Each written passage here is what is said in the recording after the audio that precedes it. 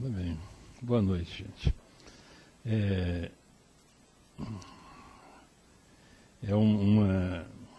Uma rememoração, né? Estar de volta aqui, eu lecionei aqui muitos anos, então é sempre bom voltar para cá e ver que as coisas permanecem, né? Isso é sempre uma sensação boa no mundo que é muito mutável, muito volátil. Então é com muito gosto que eu venho conversar com vocês aqui hoje. É de fato uma conversa. Vamos ver o tempo que eu levo para expor, não vai ser mais do que uma hora de jeito nenhum, não é? Mas eu gostaria muito que nós conversássemos um pouco depois, não é? Eu vou, como todos vocês levantaram as mãos aí, eu vou imaginar que eu estou conversando com pessoas que se fossem visitadas por um gênio nesse momento, e lhes fosse pedido que indicasse uma solicitação, um desejo, gostariam de estar lecionando filosofia. Então eu vou falar um pouco pensando em mim quando eu tinha a idade de vocês, e pensando um pouco nesse destino que muitos de vocês com certeza sonham, e queira Deus que muitos de vocês consigam com o tempo tornar esse sonho realidade. Então um pouco conversar com quem está se formando nesse começo do século XXI, no cenário brasileiro, para se tornar um professor de filosofia.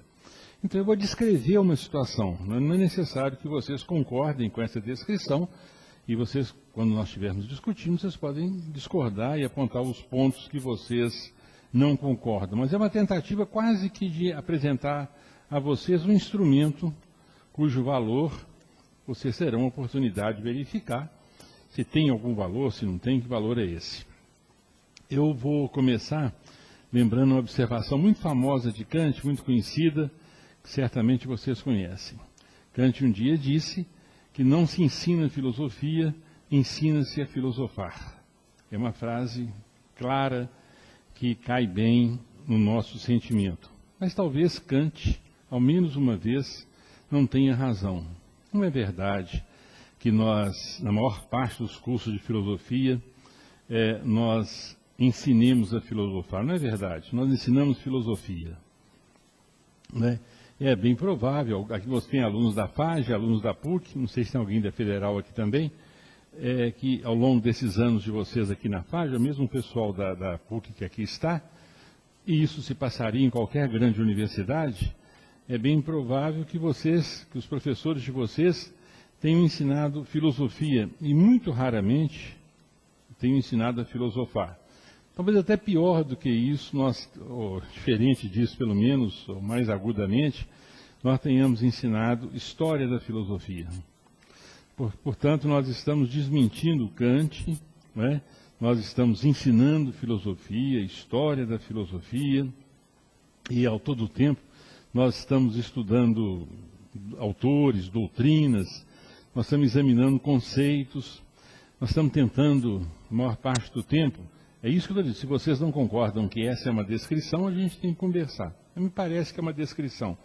Na maior parte do tempo, a gente está tentando refazer a arquitetura de cada pensador, a arquitetura da filosofia de cada época, e às vezes nós examinamos problemas clássicos à luz de filósofos contemporâneos. Mas, de uma forma geral, eu tenho a impressão que nós permanecemos quase sempre num mundo muito textual, mundo dos textos. Isso é muito importante, não tem nenhuma dúvida disso, isso é condição necessária para que a gente se torne um bom professor de filosofia. Agora resta saber se é condição suficiente. Então esse é o primeiro ponto que eu queria que vocês pensassem, concordassem, discordassem, se de fato é verdade isso aí, que nós ensinamos filosofia, ou aprendemos filosofia, e muito raramente, contrariando o que Kant gostava de dizer, muito raramente nós ensinamos a filosofar. Então, primeiro ponto. Um segundo ponto é que isso, ensinar filosofia, ao invés de ensinar a filosofar, não é uma decisão dos professores, nem é um ato voluntário. Isso são as condições institucionais em que a filosofia é praticada. Isto é, são as condições institucionais nas quais a filosofia é investigada, os pesquisadores, é ensinada e é aprendida.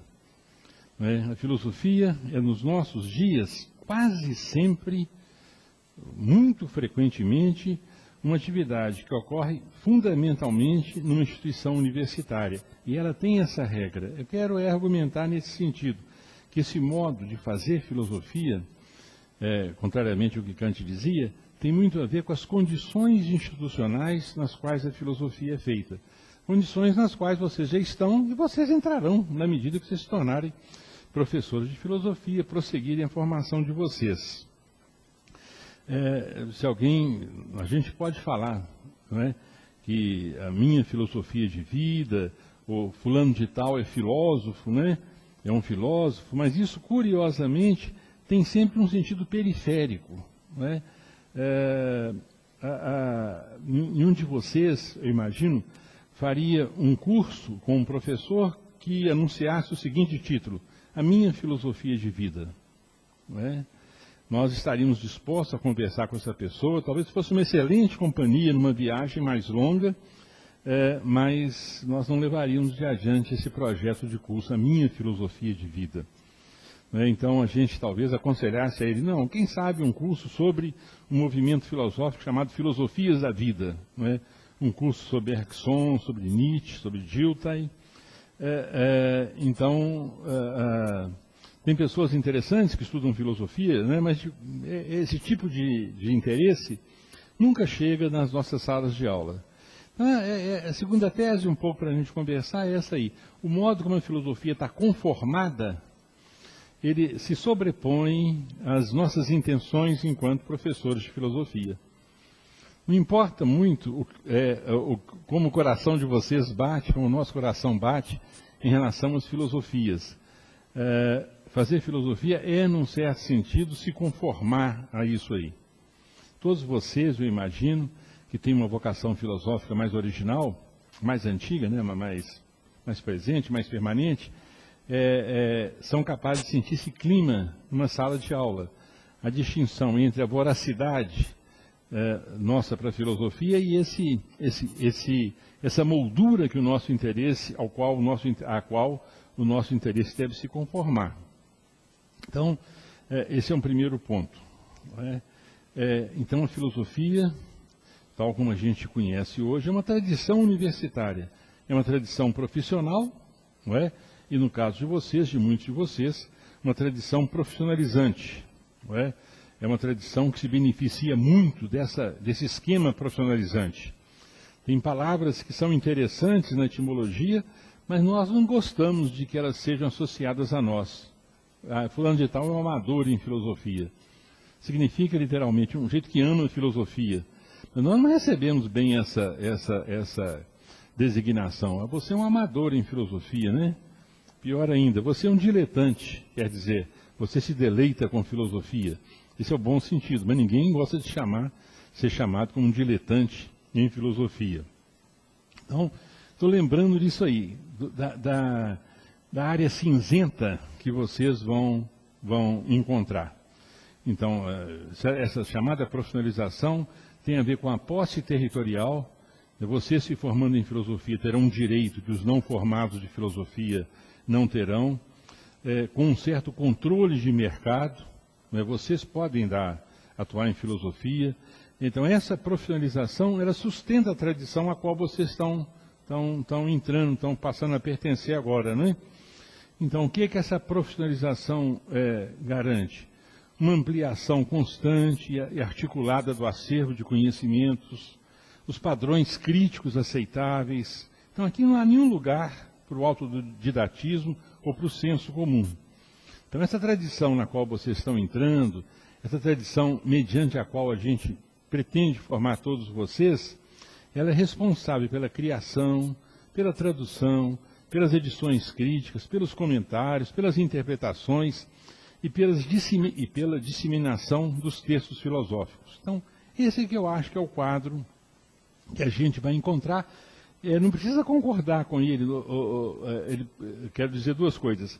Pode ser que não seja assim, vocês têm que me informar.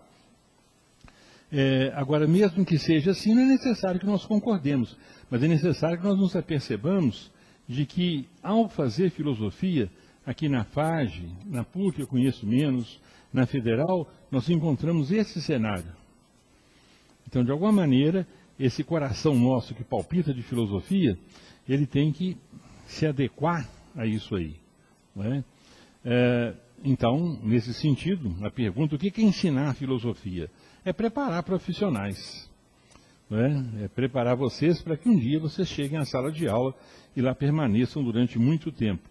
Esse problema é muito agudo, eu não sei se tem alguém aqui lecionando no ensino médio em Belo Horizonte nesse momento, ou no Estado, ensinando filosofia. Tem algum professor de filosofia atuando no ensino médio? 1, 2, 3, 4. Nós temos um problema muito curioso nesse momento. Não sei se vocês 4 estão envolvidos com esse problema, se ele concerne a vocês. Mas a filosofia que é dada nos 3 anos do ensino médio nesse momento, a situação dela não é uma situação boa. A reputação da filosofia, por uma série de razões que nem de longe tem a ver com a qualidade dos professores, não é? Mas a identidade da filosofia no ensino médio está um problema muito difícil de resolver. Não é?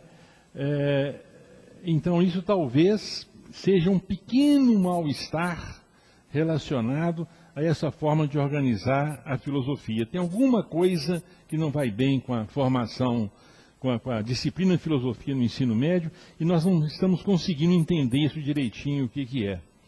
Mas, de qualquer maneira, então nós temos esse quadro, e são essas pessoas que são assim preparadas que estão chegando nas salas de aula. Muito bem, então aqui o nosso caso é muito semelhante ao da medicina, por exemplo. Você tem os processos de formação, você tem o credenciamento dos professores, você tem as formas de atuação, você tem os padrões de recompensa, que variam conforme a titulação, você tem uma regulação social que indica o nível, as formas de desempenho que são consideradas aceitáveis. Então, tem um certo controle sobre a profissão. A gente não tem um conselho profissional, como na medicina, mas há um certo controle por parte dos alunos, um certo controle por parte dos dirigentes da escola, das escolas. Então eu acho que tem, embora a gente discuta muito ainda fundamentos, posições em filosofia, as sociedades filosóficas costumam ser muito semelhantes a, por exemplo, sociedades científicas. Então essa é a parte desagradável da história, né? Quer dizer, nós estamos entrando num esquema profissionalizante. Sociedades na qual nós vivemos são muito complexas e a regulação profissional é muito aguda. Então ela está chegando na filosofia agora, muito fortemente. E quanto mais presente nós estivermos nos níveis de ensino, esses padrões nos afetarão sempre muito fortemente, cada vez mais fortemente.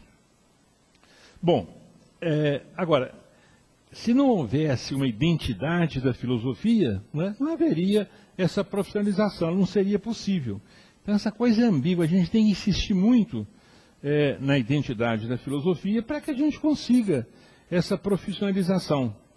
Nós estamos tentando há muitos anos fazer com que apenas pessoas formadas em filosofia lecionem filosofia. Isso não está fácil, isso não é fácil. Isso os diretores e as autoridades educacionais têm sempre contornado um pouco isso aqui. Tem mais ou menos 12 anos que os exames em filosofia frequentam os exames vestibulares. E nós só conseguimos colocar a filosofia nos exames vestibulares porque nós insistimos muito que é uma identidade filosófica, identidade lentamente construída, assentada em textos, em processo de formação, graduação, pós-graduação. Então, estou mencionando isso aí, eu queria ver o que vocês pensam disso aí. Então, assim, estamos construindo a identidade da filosofia. Apesar de haver posições distintas em filosofia, todos nós concordamos que nós fazemos em filosofia uso sistemático da razão, que nós trabalhamos com ideias universais, que as nossas teorias não são empiricamente decidíveis, e que nós, muitas vezes, trabalhamos com aquilo que as pessoas tomam como, aquelas verdades, aquelas teses, que as pessoas tomam como supostas. Por exemplo, nós analisamos a ciência, conceito de causalidade, que os cientistas nem sempre analisam, Nós discutimos a justiça, independente do que as pessoas acham que é um ato justo, nós discutimos o fundamento da justiça. Isso é um pouco o que está se passando, né? E é bom que seja assim, é bom, as coisas são assim mesmo, porque os problemas da filosofia são muito difíceis, não são fáceis, eles são muito distanciados das urgências de nossas vidas.